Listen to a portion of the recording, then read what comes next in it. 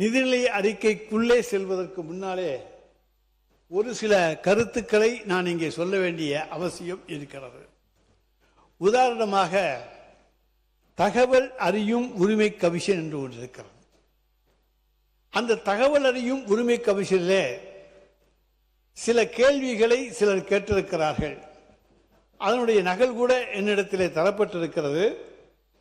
ஆனால் அந்த தகவல் அறியும் உரிமை கமிஷனுடைய உறுப்பினர்கள் நியமிக்கப்படாததால் இன்னும் தகவல் தரப்படவில்லை என்று சொல்லுகிறீர்கள்.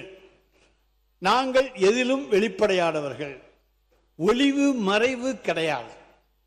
இப்படி சொல்லுகிற இந்த அரசு ஏன் இன்னும் அவர்களை நியமிக்கவில்லை, பதில் தரவில்லை? தங்களுக்கு வேண்டியவர்களை எல்லாம் பல்வேறு பொறுப்புகளில் வைத்திருக்கிறீர்கள். அது குறித்து தகவல்களை கேட்கின்ற பொழுது இங்கே தகவல் உரிமை ஆணையத்தில் இருந்து இன்னும் ஆணையர்கள் உரிய நியமிக்கப்படவில்லை என்கின்ற தகவலை தருகிறார்கள். எனவே விரைந்து தந்து அந்த தகவல் உரிமை ஆணையம் செயல்பட வேண்டும்.